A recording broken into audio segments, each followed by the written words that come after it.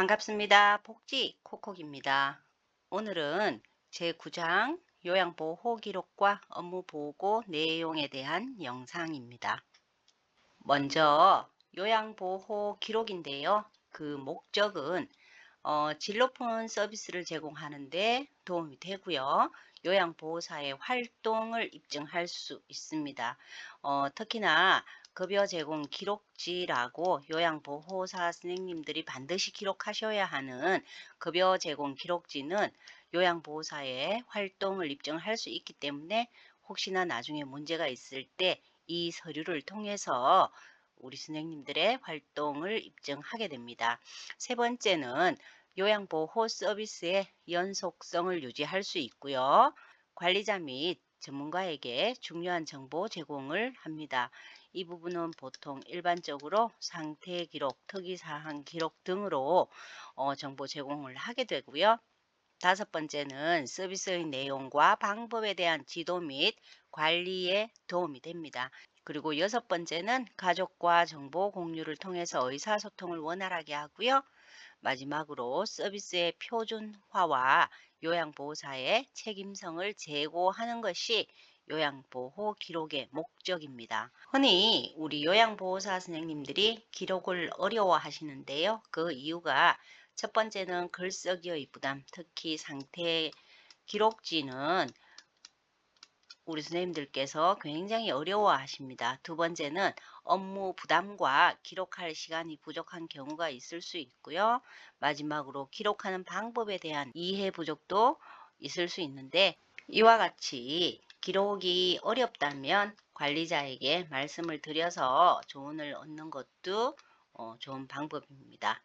장기 요양 현장에서는 많은 기록지 등이 있는데요. 그 중에서 장기요양 급여 제공 기록지라든가 상태 기록지, 또 사고 보고서, 인수인계서는 요양보호사 선생님들께서 반드시 작성하셔야 되는 것도 있고 또 때에 따라서 작성을 하셔야 되는 것도 있는데 다른 기록지들은 타 전문직이 기록하는 거기 때문에 시험에 잘 나오지 않고요. 그래서 우리 요양보호사 선생님들과 관련한 기록지만 한번 살펴보도록 하겠습니다. 먼저 장기요양 급여 제공 기록지입니다. 장기요양 급여 제공 기록지는 매우 중요해서 우리 요양보호사 선생님들이 반드시 기록을 하셔야 하고 또 정확하게 기록을 하셔야 합니다. 요양보호사가 대상자에게 제공한 서비스의 내용과 시간, 또 특이사항이 기입이 됩니다. 두 번째 상태 변화 기록지는 배설, 목욕, 식사 섭취, 체위 변경, 외출 등의 상태 및 제공 내용에 대한 기록이고요. 사고 보고서는 관리 책임자 또는 경우에 따라서 요양보호사가 작성을 하게 되는데 사고가 발생한 시점에서 시간의 흐름에 따라 사고의 내용, 경과, 결과에 대해서 정확하게 기록을 하셔야 하고요.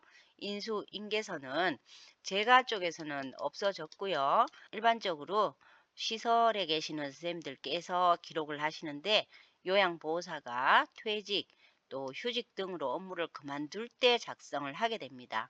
이때 인수인계서에는 수급자의 이름이 반드시 포함이 되어야 하고요. 이제까지 자신이 급여를 제공했던 내용, 또 어르신에 대한 유의 사항 등이 포함이 되어 있습니다. 요양보호 기록의 원칙을 한번 보면 일단 사실을 있는 그대로 기록을 하셔야 하는데 객관적인 사실을 토대로 작성을 하셔야 하고요. 육하 원칙에 따라서 정확히 기록을 합니다. 서비스의 과정과 결과를 기록합니다. 이 기록을 통해서 요양보호사의 활동과 효과를 입증할 수 있기 때문이죠.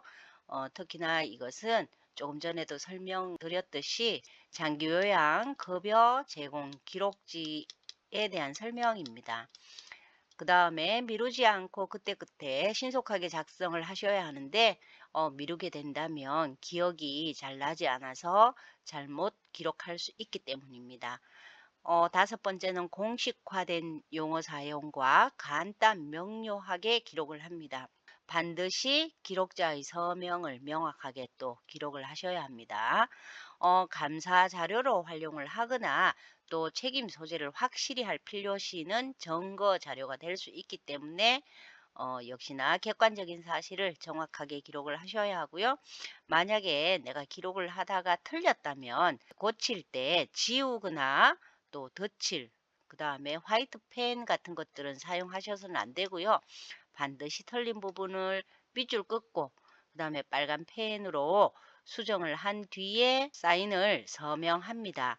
애매한 표현은 구체적으로 기록을 하셔야 하는데요. 예를 들어서 어르신께서 오늘 점심을 많이 드셨다가 아닌 거죠.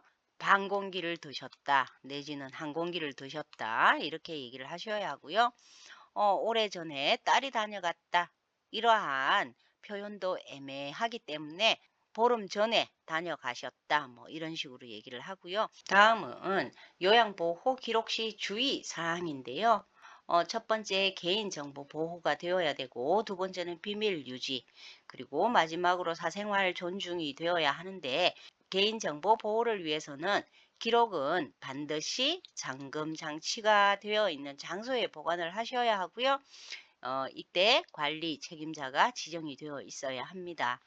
그리고 비밀 유지와 관련해서는 업무상 알게 된 정보에 대해서 외부 유출을 특별히 조심을 해야 합니다. 업무상 알게 된 정보는 업무적으로만 사용을 할 수 있기 때문이죠. 대상자의 기록을 아무나 열람하지 못하도록 철저히 보관을 하게 되는데 그렇기 때문에 잠금 장치가 되어 있는 장소에 보관을 하고 관리 책임자를 지정해서 열람 가능한 사람만 열람할 수 있도록 해야 하는 거죠. 마지막으로 사생활 존중을 위해서는 대상자에 관한 정보를 수집할 때는 반드시 대상자의 동의가 필요하고요. 문제 해결을 위한 목적이라도 예를 들면 뭐 사례 관리를 위해서 필요한 경우 같은 것이 있을 수 있는데요. 문제 해결을 위한 목적이라도 대상자나 가족이 승인하지 않은 정보는 기록을 금지합니다. 세 번째는 서비스와 직접 관련이 없는 정보는 마음대로 기록을 해서는 안 되겠죠. 다음은 기록이 아닌 업무 보고와 관련된 내용입니다. 업무 보고의 중요성 역시 요양보호 서비스의 질 향상을 위한 것이 가장 크고요. 또 업무 보고를 함으로써 타 전문직과 협조를 하게 되고 또 의사소통이 원활해집니다. 그리고 마지막으로 사고 대응을 신속하게 할 수 있으며 그로 인해서 피해를 최소화할 수 있습니다. 업무 보고의 방법 중 원칙은 객관적 사실을 육하 원칙에 따라서 신속하게 보고합니다. 기록과 거의 비슷하죠.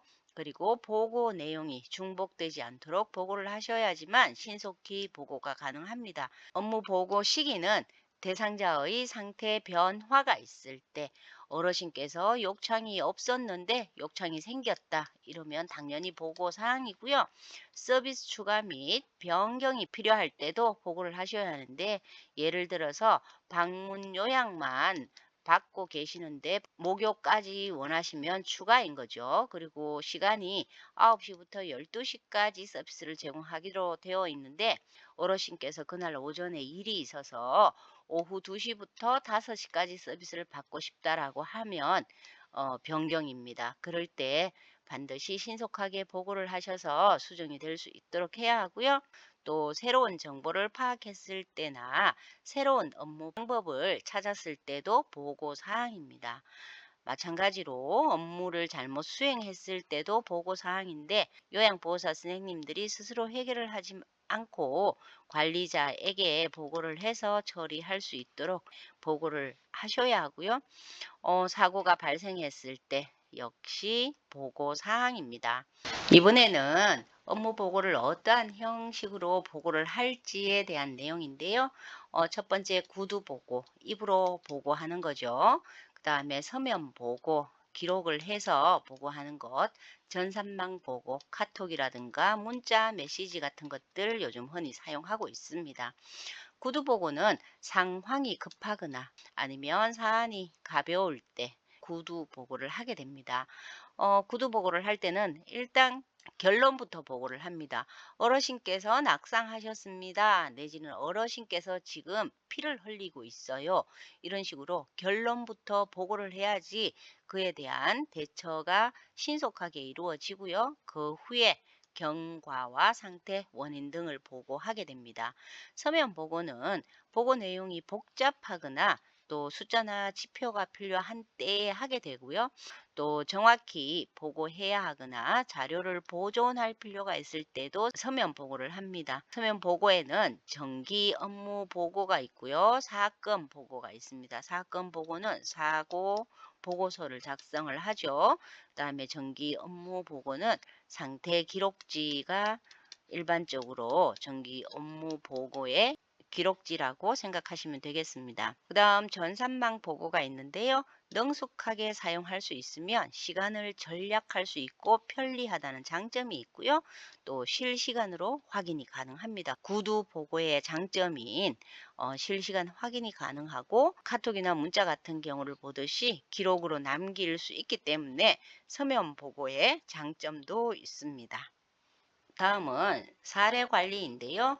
원래 새롭게 개편된 교재에서 중요하게 다루고 있죠. 사례 관리와 사례 회의가 다르다는 점 우선 인식을 하시고요. 사례 관리는 국민건강보험공단의 이용지원팀 케어 조정자라고 합니다. 이용지원팀과 장기요양기관의 제공자이죠. 장기요양기관의 기관 담당자, 사례관리자가 개인별 장기요양 이용 계획서와 공단에서 내어주는 서류입니다.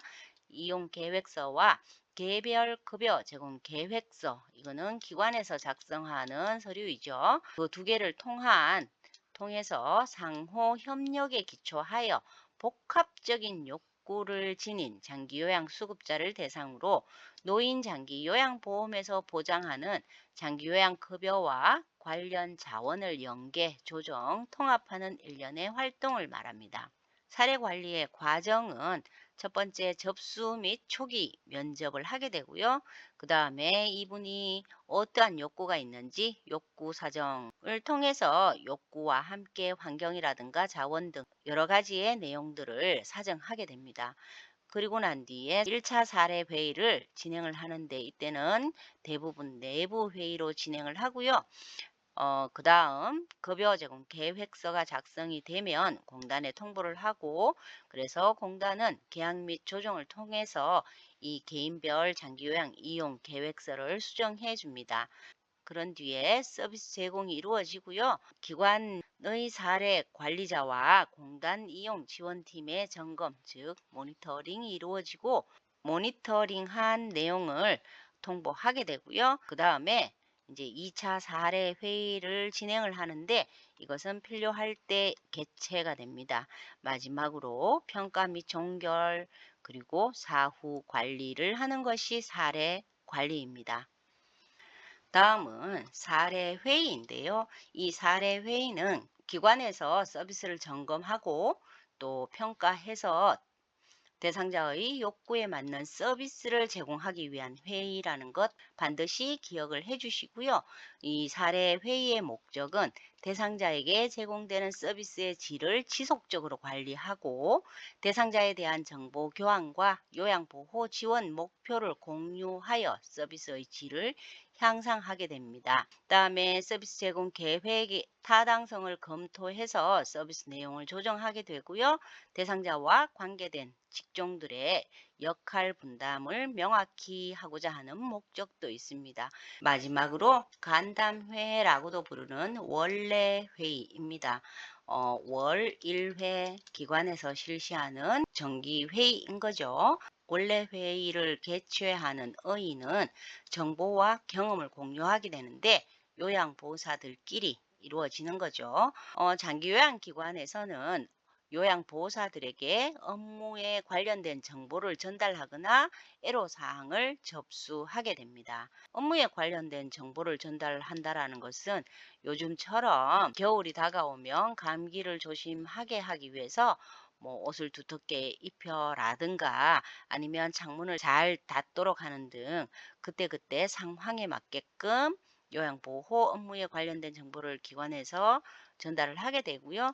또한 서비스를 제공하면서 무슨 애로사항이 있는 거는 아닌지 요양보호사 선생님들에게 묻는 시간 또한 가지는 것이 원래 회의, 즉 간담회의 의의라고 할 수 있겠습니다.